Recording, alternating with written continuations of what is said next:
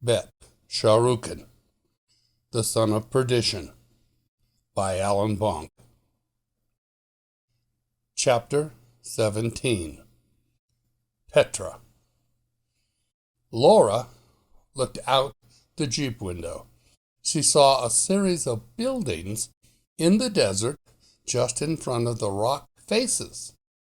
These used to be the tourist information centers and restaurants. They're all emptied and locked up now. Sean was awakened by the commotion. The other members of the news team were poking their heads out of the window.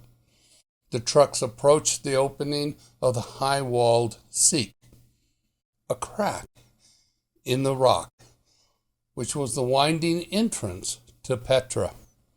The trucks were greeted by men in military uniforms. Other men were starting to transfer the supplies from the large transport trucks to the small pickup trucks and trailers to convey them inside. The news crew were also helping out. The men from the ship earlier approached them. "You've done your share for today. Come with us. There's someone who wants to speak to you." The crew followed them. As they entered the stronghold, their mouths agape in awe. The grand sandstone facade of Petra, Greek-style pillars, alcoves, plinths were carved masterfully into the rock face. Further inside the complex, the crew were greeted by hugs and applause from a sizable crowd. Gus whispered to himself, "I could get used to this." A man in his 60s approached the crew and shook their hands.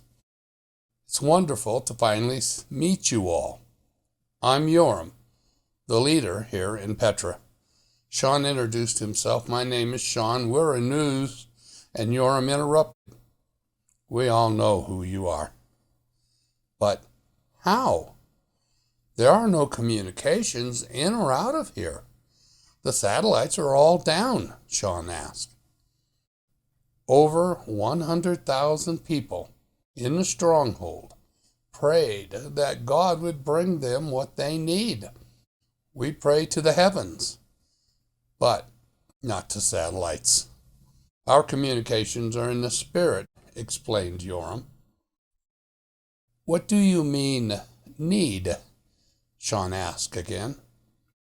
"The calculations have been done concerning Petra's food and water supplies. We found that a shortage would occur in the last days of the siege, and your crew answered the call," Yoram added. The crew were all genuinely surprised and stunned. Laura asked in a whisper, "Sir, does this mean that we can stay here with you?" Yoram looked at Laura directly. "Yes, of course. You're safe now." Laura can't hold it any longer. She dropped to her knees with tears streaming down her face. Thank you, she said. The other members jumped to her aid and held her. By this time, they were all in tears.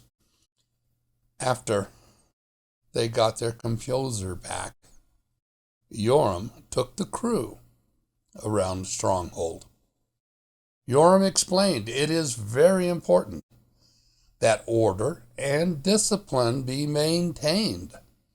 Spending years in confinement is not an easy existence. Everyone must share in the work. No one can allow themselves to get bored or depressed. He showed them the mundane activities in Petra: childcare, guards being changed, the removal of trash.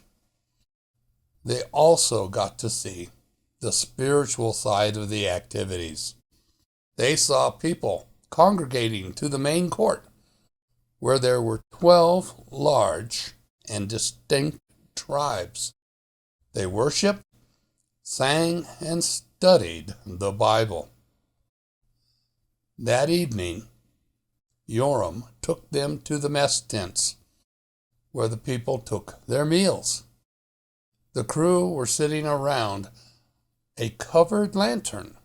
The cover on the lantern prevented the light from going up in the sky. It was a security precaution. Isaac finished his dinner, and when the rest of the crew were also done, they were sitting around and admiring the stars overhead. Oh, what a sight. End of chapter 17.